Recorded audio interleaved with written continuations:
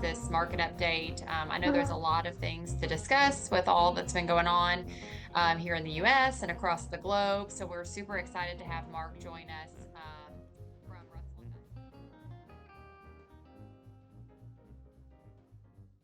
So Mark is a director of client investment strategies for Russell Investments. And in this role, Mark implements model strategies into client portfolios and helps set strategic asset allocation targets. He's also responsible for helping to drive product innovation and on the private client side of the business as well. So without further ado, Mark, please help guide us through what you've seen year to date and maybe what you're going to be expecting for the rest of 2024. All right, I can do that. I don't know about the rest of 2024. We'll talk about what I expect in the next hour. Happy Fed Funds Day, everybody. The Fed meets. The Fed's what they decide to do will be out in an hour. I don't think they're going to do anything, but it'll be an interesting press conference because I think Powell's going to do his darndest to talk and say little. It's a gift that many people say I have. It's a gift that most Fed chairs have. And this will be one where inflation, we'll talk a little bit about it in a couple slides, but inflation's been running a little hotter, and he's going to give his viewpoint on whether or not they can really cut or not. We'll see if he just actually says those kind of words or not. So Fed days can be volatile. What tends to happen is if the market loves what he says today, they might reverse it tomorrow, and the opposite is true. It's amazing, the human beings as we are, we hear one thing, and then we read it overnight. We read the statement overnight, a lot of us in the business. And sometimes you have a different interpretation when you hear something than when you read it, which is why sometimes you get these interesting reversals that happen the next day. So let's talk a little bit about the year. First quarter was fabulous. Second quarter, not so good. April just wrapped up. Most asset classes are down. Part of it, I think, is just because first quarter was phenomenal. Coming off of the heels of last year, which was phenomenal. So I think stocks were looking for a reason to take a pause. And I think over expectations of how many times the Fed might cut, combined with some inflation data that is just a little bit hotter than expected, have given this market reason to pause. You never know as we move throughout the year where elections start weighing on people. We'll talk about that one at the very end of this. Obviously, there's stuff going on in the Middle East. There's always geopolitical stuff going on. But I think this market was looking for a reason to take a pause, and it got it in April. So most asset classes were negative. Still positive year to date on a diversified portfolio. U.S. equities have done a little bit better than the rest of the world, but they also went down the most in April. So what goes up must come down. And let's kind of start there. Let's talk about this group that gets talked a lot about, the Magnificent Seven. And really, it's kind of the Magnificent Two at this point. And what I like about this slide is, I mean, the media gives you the impression that, I mean, everybody's just, become a millionaire overnight. You never own these stocks on their down days. You only own these stocks on the up days. And what we try to do is look at it from let's look at a little bit longer term perspective. Remember in 2022, these stocks got clocked, right? And it's just the way the numbers work. If I give you $1 and it goes down 50%, you have 50 cents, but if it goes up the same 50%, you're not back to your dollar, right? You're back to 75 cents is all because you have to go up so much more after it goes down. And with some of these names, as you see in the time periods, when you particularly led by Tesla, but Apple hasn't been any big contributor. Alphabet's been doing right around the index. It's all about NVIDIA. Right place, right time. They make the super chips, and artificial intelligence needs them to do their thing. And Meta/Facebook has also been a good participant. So it's really come down to these couple names. But since most of us own these names when they go down as well as own them when they go up, the investor experience is a little bit different. Now, with that being said, these have been the leaders over most periods over the last 5 years.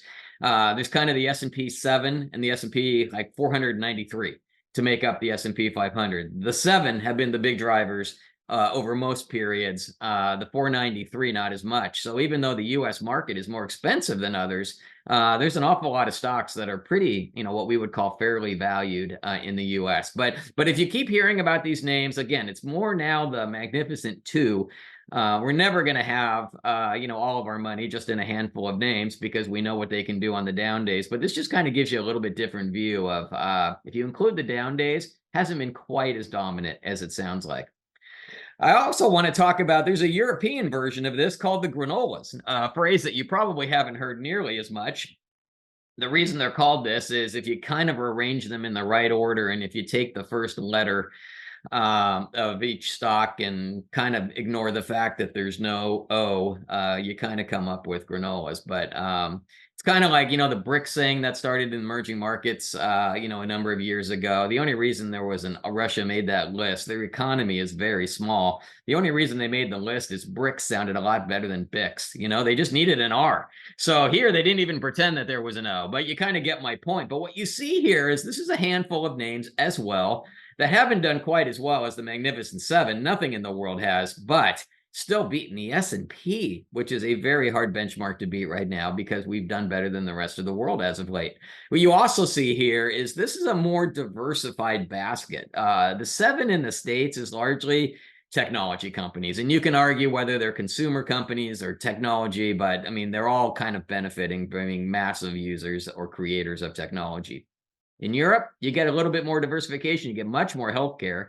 You get consumer names. Luxury good providers in Europe is kind of like technology in the US. If you look at where the chain kind of goes, most luxury providers ultimately go up to Europe as a parent company. Same can be said for liquor too, by the way. If you follow that trail, most companies are owned by Europeans.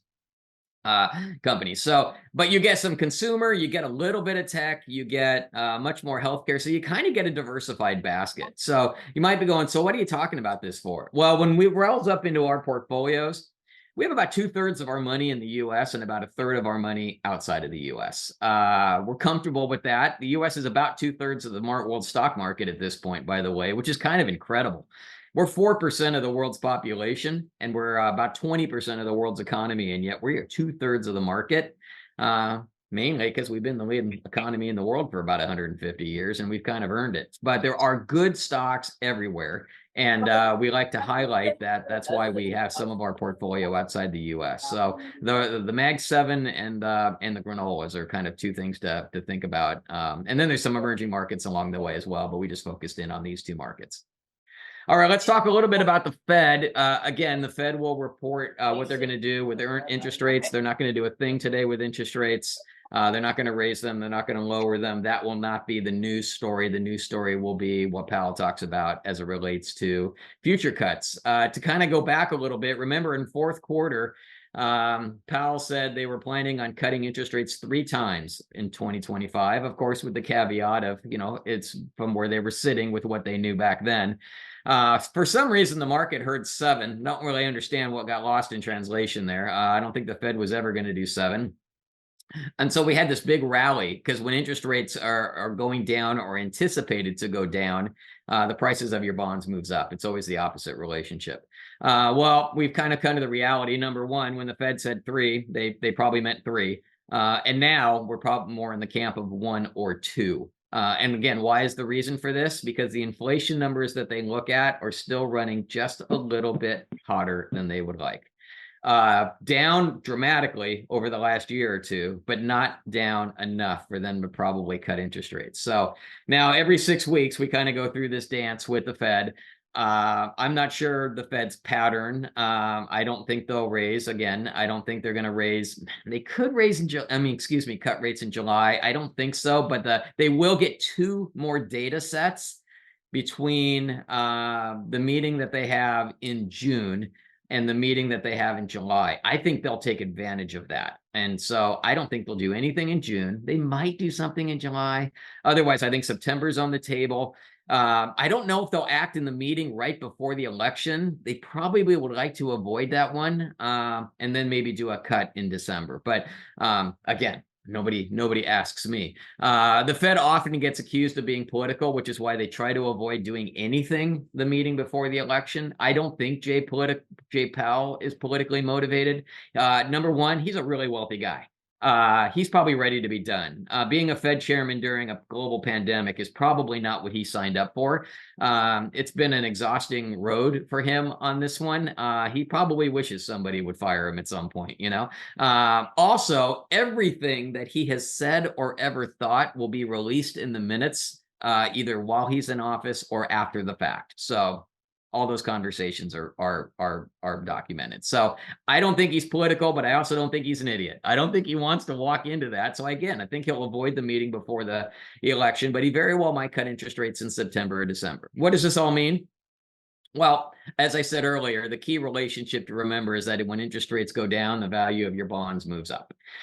If you believe that over a certain time period, and again, I don't know every 6 weeks, but I think a few years from now, are interest rates higher or lower? I think they're lower. I think the economy is slowing down. I don't know if it's recessionary yet, maybe not until next year, but it's slowing down. And I think the Fed will lower rates. So I don't know the path the Fed's going to get there. I don't think the Fed knows the path it's going to get there. But I think rates are going to be lower than they are higher, which means the bonds that I own are going to move up rather than move down. I just don't know the timing. So I like fixed income. I love clipping a 4 to 5% coupon that we've all gotten to enjoy along the way, something that we went about 15 years without seeing. So I clip your coupon, enjoy your income, and then wait for prices to probably move up. I think we're all going to have to be a little bit more patient. And again, it'll be interesting to see if Powell signals any of this at all in his meeting, or tries to just kind of get through this one and waits for another data set to come along the way. And Mark, one could argue that with unemployment being at 3.8%, there's no pressure for the Fed to cut rates anytime soon, right? Absolutely. And I think, I mean, normally it's when you go into a recession, that's when central banks cut rates, right? The economy slows down and they want to spur the economy, so they make money cheaper. I think they will cut rates this time, even without a recession. They don't need 5% if the economy slows down. Now, you're right. Unemployment, I think, is going to stay pretty close to where it's at, quite frankly, whether we're in a recession or not. I mean, we just have a very tight labor market. Demographically, we're getting older. We were going to have a tight labor market probably no matter what, simply because of the amount of people that are retiring versus entering the workforce. And then when COVID came along, people within 5 years of retirement, a bigger group than ever we thought would, because we didn't know COVID was coming, ended up retiring because they had enough money.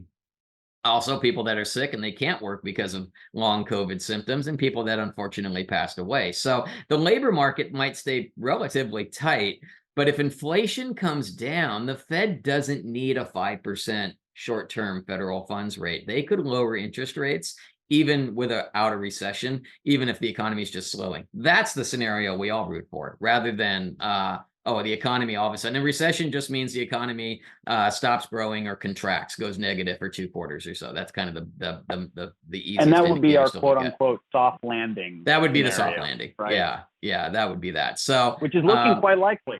Yeah, right? So far they've kind of threaded this needle. The challenge as a central banker is, again, they're human beings, right? Number one, they use history as a guide, and it's hard to find a guide here other than the Spanish flu in 1918. So that's a hard one. And secondly, again, it takes a while for policy to kick in. And so we all know in our own lives, when do we make a dramatic decision right before the other one probably would have started working, right? I mean, that's just the way it is.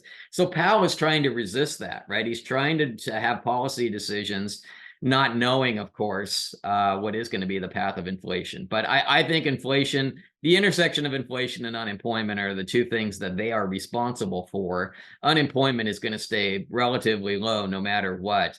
So it's all about inflation. And inflation, again, is a tricky one, right? I mean, we all kind of overstate inflation in our own minds, because whatever we're spending our money on that's going up is all we think about. So we don't think about the things in the inflation basket that might be going down or not going up very much, because we don't focus on kind of the good news. We always focus in on things in our life that are going up. And since we all spend money on different things, we all kind of have our own inflation calculator, right? Well, the Fed doesn't have that luxury. They just have the basket that they look at, and that's what drives the measures. So tricky time to be a central banker. And Powell catches a lot of heat, but again, the data is just kind of skewed weird ways, because we turned off the world in 2020, and we're still kind of dealing with what happens when you turn it back on again. So we're still working through that process. All right, that wasn't fun enough. Let's talk about elections. So we have a different slide deck that's got 7 or 8 slides in it. You can have it if you would like. It's kind of like you can have any color that you like as long as you choose black, right? They all say the same thing. They just say it in different ways. So each quarter, we've been releasing one of those slides. And this is the one that we released for this quarter. This simply looks at a diversified portfolio. I mean, it says 60-40, but it doesn't necessarily have to be 60-40. And what do markets do during elections? Well, as you can see, going back to the 30s, they tend to do pretty well, right? Now, what do people tend to do? They tend to raise cash in election years. Now, I'm think more normally it's because if you're on a side, and I always look at it this way, 50% of the time in life you win and 50% of the time you lose elections. Okay. That's just the way it works. But over 70% of the time the market goes up. So once the market knows the answer, and one of the slides we do have in that other deck shows every combination, straight party, mixed party, which party's in charge, all of that, market goes up once it knows the answer. But people do tend to raise cash, particularly probably if you're worried, well, this might be one of the elections that my side's going to come up with 49% and change instead of, 50% and change. I think this one is unique in a couple ways. Number one, I think both sides are kind of worried they're going to lose this election. It's so close. Quite frankly, I think both sides are worried they're going to win this election too. So I think people are kind of just apprehensive about this one, right? Number one. Number two, what's interesting though is normally what the market's done under the incumbent. You never know what the market's going to do under the challenger. You can look at history as a guide, but you don't know. Well, in this case, you've seen the market under both of these guys, right? And it went up under both. So those are just kind of interesting sidebars. What this just shows is markets do pretty well. The 3 times they didn't, I don't think had anything to do with election year. They just happened to happen in an election year. I mean, the launching of World War II, the tech crash in 2020, and obviously the great financial crisis of 2008. I mean, those were the dominant things that happened, and they just happened to cross over into an election year. So anyways, the overall message, try not to mix your planning with your politics. You're probably just going to redeploy that cash once the market knows the answer. It knows it's really hard to get stuff done because the way the system's kind of designed. It's frustrating when you win. You love it when you lose. And every 4 and 8 years, we all switch seats, right? So again, 7 or 8 different slides that all kind of say the same thing. This is the one that we used this time. So yeah, that's Mark, I think you said something really powerful there in that. Well, I don't. Wow. I'm glad it's recorded. Go ahead. The market doesn't necessarily not like bad news. It doesn't like uncertainty. And in an election year, we get certainty. Right. Yeah. We all know when the election is. Sometimes it takes a little bit longer maybe to know the results, but eventually we always know the results. And again, the market and you can see straight party, either side, market does fine. Does it do better under split party? Yes. And I think particularly in just where we're at in our political season, even right now, if you have full control, there's so much division within each party. You basically need 60 senators if you really wanted to just do anything you wanted to, and no one's going to get 60 senators in this election. Can't even think of. I mean, that's hard to get. So it really kind of makes it hard to get stuff done. Market likes when Washington doesn't move very effectively. Kind of does, and the underlying economic engine, which I know, it's got its issues at times, but I still think it's the best model in the world. Kind of gets to do its thing. So again, just try to resist it. But I know it's hard. We're all human, and I'm not saying elections don't matter. I mean, we all vote on lots of different issues. I'm just saying from a market perspective. Markets, once they know the answer, tend to go, okay, I got that. Now they move on to other things. So that's about 4 or 5 slides in a deck of 20.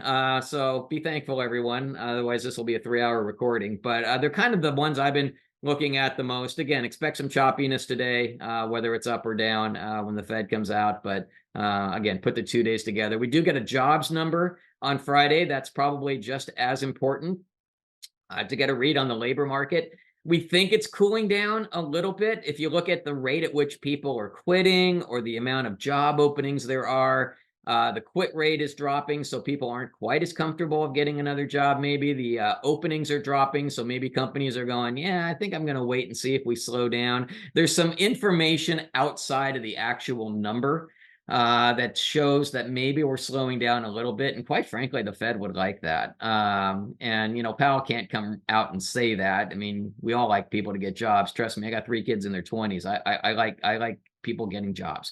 But he would probably like the number to be a little bit cooler if he could.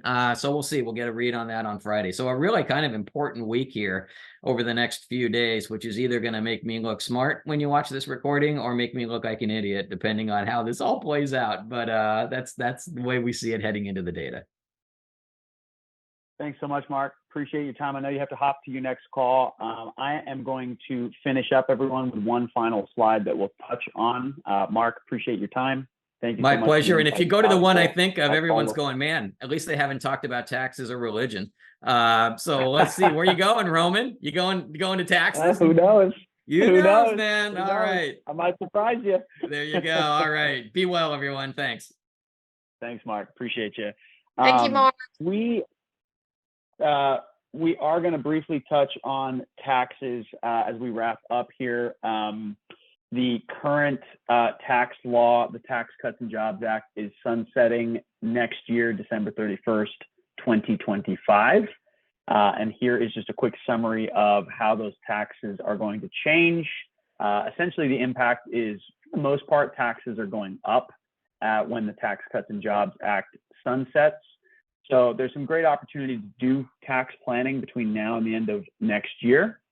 And finally, I wanted to end on kind of a chart that shows us a little bit about, there's a lot of negativity out in the news. There's a lot of negativity in headlines. What's going well in the U.S. economy? Sometimes it's nice to anchor on what's going well. So I'm just going to show you this dashboard we created. GDP, which is our measurement of economic growth, super strong. 4.9%. When we came out of 2008, from the decade from 2008 to 2018, the U.S. only grew GDP at about 1.82%, somewhere in that range. To have GDP growing at 4.9% is really strong. In addition, what Mark mentioned, unemployment at 3.9%. I was an economics major in college. I remember economics professors telling me you will never see the unemployment rate in the United States dip below 4.5%. Folks, we're at 3.9, and we've been at 3.9 for 2 years. So that, from an economic standpoint, is a fully employed economy. Anyone who wants a job pretty much has a job in the United States right now. We have, like Mark said, a very tight labor force. Inflation decreasing in February, the reading was 3.2. It went up a little bit in March. And I think this is a really powerful one. It's just looking at U.S. household net worth. There's a lot of headlines out there saying that credit card debt's at all-time highs, that U.S. households are in terrible situations. Here is household liabilities in orange. This is going back to 2014. This is the last 10 years. Household liabilities, that orange, has pretty much stayed the same. What has increased is household assets and also households' net worth. So if you look at U.S. households, we have a positive net worth across U.S. households by quite a large margin. So the U.S. consumer is in a really, really strong position. We don't see evidence here of, like Mark said, we don't see evidence of an economy that's sort of teetering on the brink of collapse here. We see it's pretty healthy, and that the data is pretty solid. Certainly might be some warning signs, certainly might have a slowdown in growth, but this is not at all where we were in 2007. We were in a much different scenario in 2007. So hopefully that gives a little bit of confidence to all of you on the call here. With that concludes our prepared remarks for Russell Investments. I'm not sure who I'm turning it over to, Lindsay or Kyle or anyone, but we can open it up for questions if there's any. Sure, Roman, this is David. Let me jump in with the first question. First of all, when I saw one of your previous charts on the Fed Reserve, now every rate cut, they're talking just a quarter, 1%. There's no more talks of an accelerated decline like the rate hikes in 22. Yeah, that's pretty much what we're expecting. Again, going back to what Mark said, right now the Fed has two mandates: keep prices low so that's inflation, and keep unemployment low, have a fully employed economy. So they have two mandates. Right now, unemployment is, like I just said, at historical lows. We haven't really seen unemployment be this low in over 50 years. So there's no pressure on the Fed to cut rates faster than they want to because unemployment is so low. Now, if we were saying, okay, well, inflation's 3.5 and unemployment is 6 or unemployment is 5, well, now the Fed's having to do a bit of a dance between which one do they favor. Do they favor inflation or do they favor unemployment? And this is kind of the situation that Paul Volcker, who was the chairman of the Fed in the 1980s, found himself in. In the 1980s, we had 15, 16% inflation. Volcker started raising interest rates in the beginning of the 80s. Unemployment started going up, inflation started coming down. And in the mid-80s, Volcker said, okay, well, inflation isn't quite where I want it to be, but unemployment is increasing so much that I'm going to have to lower interest rates to at least combat unemployment. He starts lowering interest rates, and what happened to inflation? It went right back up. And so what did he have to do in the late 80s? He had to hike interest rates again in the late 80s, and that triggered the recession that we had in the late 1980s. Jerome Powell is trying to avoid that mistake. Jerome Powell is saying, I don't want to cut rates prematurely and watch inflation go right back up after I've spent all this time getting inflation down to 3.5. So to your question, David, if there are interest rate cuts ahead, we're not expecting the cuts to be dramatic, and we're not expecting them to be aggressive. We're expecting them to be quite gradual because, again, unemployment is so low. There's no pressure on the Fed to cut rates prematurely, and they really want to get inflation down to 2%. That's their target. Okay, staying on interest rates for a moment, there's a lot of, I'll say, congestion in the housing market because mortgage rates are much higher than people have been living with really since the global financial crisis. If the Fed does start lowering rates, that happens what we refer to at the short end of the curve. That's going to affect your savings rates at the banks. But what's it going to take to get mortgage markets to move? Yeah, well, mortgage markets are pretty much very dependent on the Federal Reserve. If they start lowering interest rates on the front end, that will bring down mortgage rates. Mortgage rates are longer term rates. We would probably need, to get back to pre 2020 levels, we would need to see short end rates go down quite a bit, go down to 1%, maybe even 0%. Are we going to go back there? We don't think so. We don't think we're going to see interest rates drop to 0 from where they are. We have to remember that a 0% interest rate environment is not normal. We've been in that environment for a decade following the 2008 crisis. But money is not supposed to be free.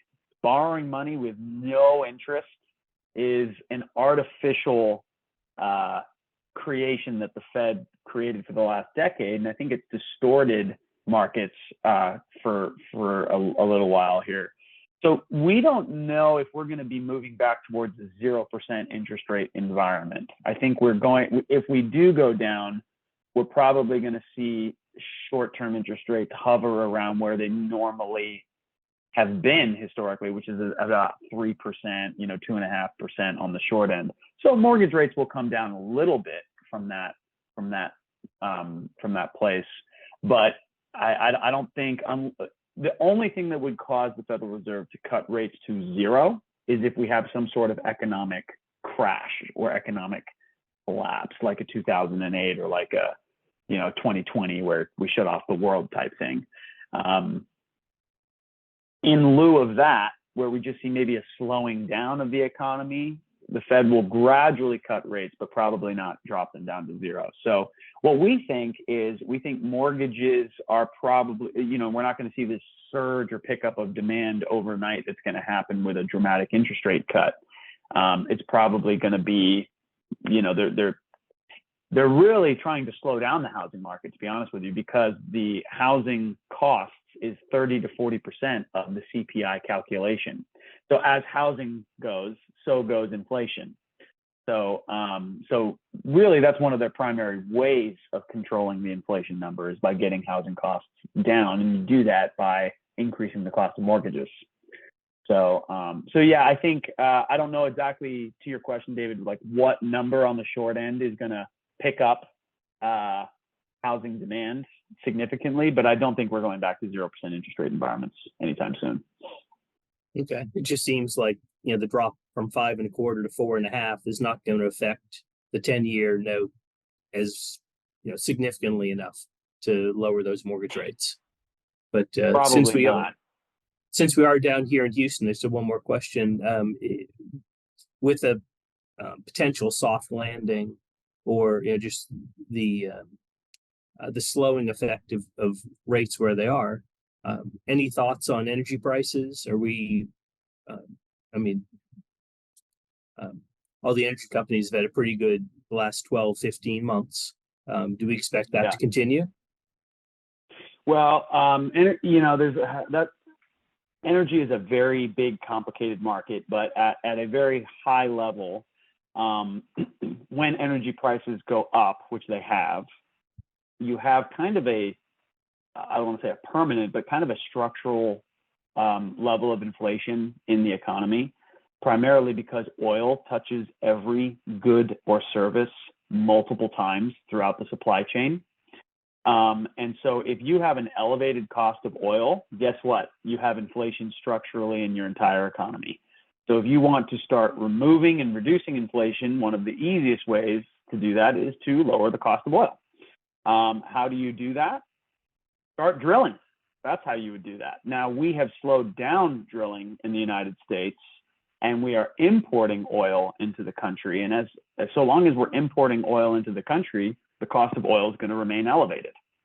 So now that's been actually helpful for oil companies' profits, because that means that as the cost of oil goes up, you can make more on selling oil. So if you're a producer of oil, you kind of like it when oil prices are elevated. But from a consumer's standpoint, increased energy costs pretty much affect everything. So what I would say is domestic energy policies are going to be a great leading indicator of where we should expect to see inflation go. If we continue to see domestic energy policies that restrict North American drillers and we continue to import energy into the country, I would say you're going to probably expect to see an elevated level of inflation in the economy. If we reverse those policies and we allow North American drillers to drill oil here and we become a net exporter of energy, which we were a few years ago, then I would see that you would probably see inflation drop out of the sky quite quickly, because you would remove that what we kind of call that base layer cost across goods and services. So domestic energy policy is a very, very important thing to be watching, and that's kind of hanging in the balance a little bit in this election. But I think domestic energy policies out of Washington are going to have more of an effect on energy prices than Fed policy on interest rates. So hopefully that helps. Okay. Well, I just want to mention to everyone else on the call, the floor is open. If people want to raise their hand, or if you just want to come off mute and ask a question, now is a great time.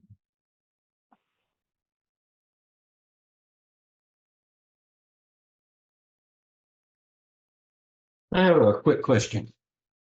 Yeah. And I saw it yesterday with a knee-jerk reaction. We had a regional bank fail, and stock market reacts quickly to anything like that. And from what I read, a lot of regional banks are really heavily invested in office space, which was a secure place to be invested prior to COVID. Yeah. And what do we think in the future, the way Wall Street reacts to banks failing, and they predict a lot more of this heavily invested in that space, or will fail in the future. And Yeah. Wall Street, like that. How are they going to react if more of these do fail?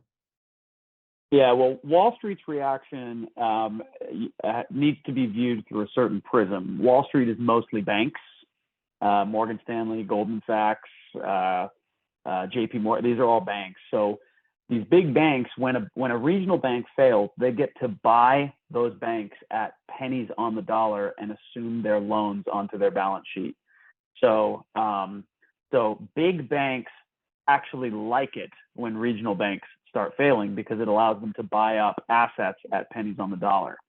What do we think from going to your question, from is there a banking crisis kind of looming under the hood here?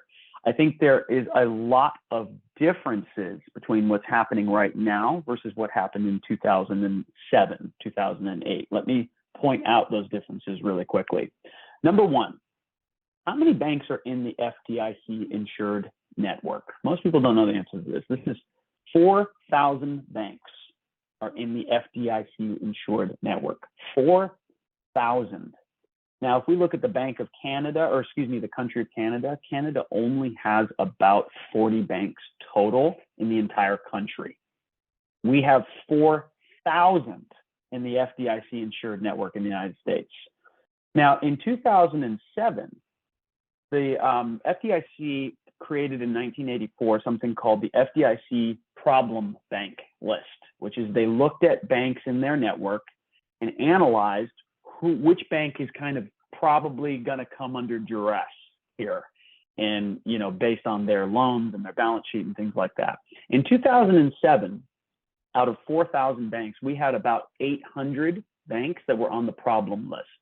In 2008, that spiked to 900 banks in 2008. Since then, if we fast forward to today, how many banks are on the problem list for the FDIC? That number is 34. The lowest we've ever seen since the FDIC started creating that report in 1984. So going to your question of, so why are these banks failing? Like what's happening?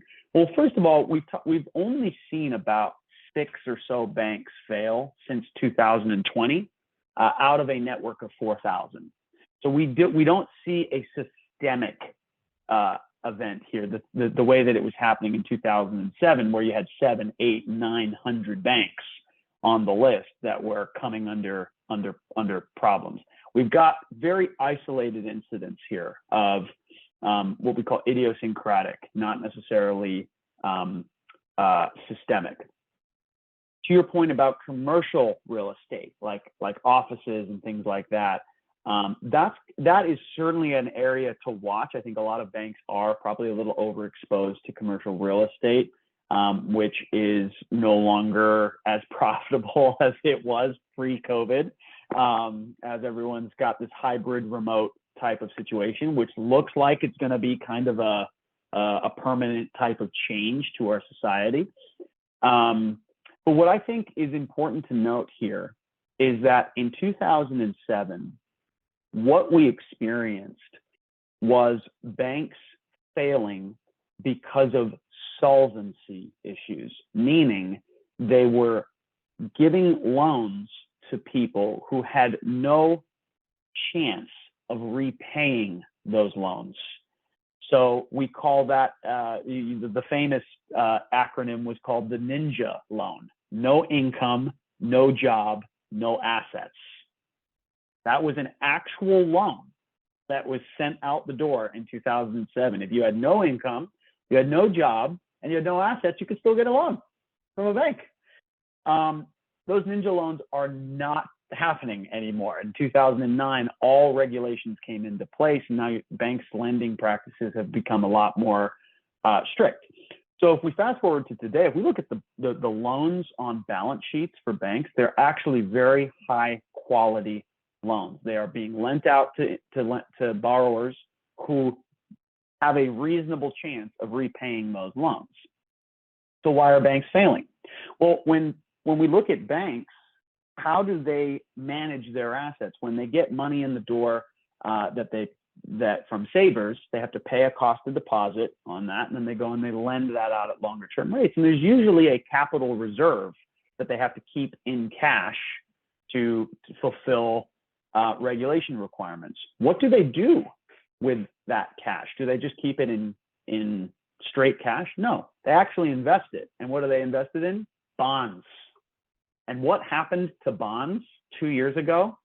They cratered by 20% because the Federal Reserve increased interest rates by 500%. And so what these banks had to do is they saw their capital reserve ratios drop because they were invested in bonds. And that triggered capital reserve ratio requirements where they now had to sell bonds at losses to raise cash. That triggered more panic in those banks. And it kind of started this vicious circle for some of these banks. And so they failed because of a lack of liquidity, not because of a lack of solvency, meaning that their loans were bad. And so that's what happened with Silicon Valley Bank. That's what happened with Signature Bank. That's what happened with Credit Suisse. That's what happened with every single bank. Now, I don't know this regional bank's particulars. So I could be, maybe we did have a bank here that had bad loans and they couldn't, they weren't getting repaid. But more than likely, what it probably is a liquidity mismanagement. They mismanaged their investment portfolio. It's not that they had bad loans on the balance sheet. And we have seen that result has been very isolated among literally less than 10 banks so far in the last 2 years out of a network of 4,000.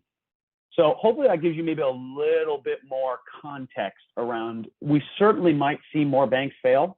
I'm not saying that we won't, but at these levels right now, we don't see any sort of systemic issues that are blowing up. Now, the commercial real estate is certainly something that we need to keep an eye on because a lot of banks are overexposed to commercial real estate, and maybe those commercial real estate maybe those loans do start going bad and they're not able to repay those loans, in which case we might have to revise our thesis a bit.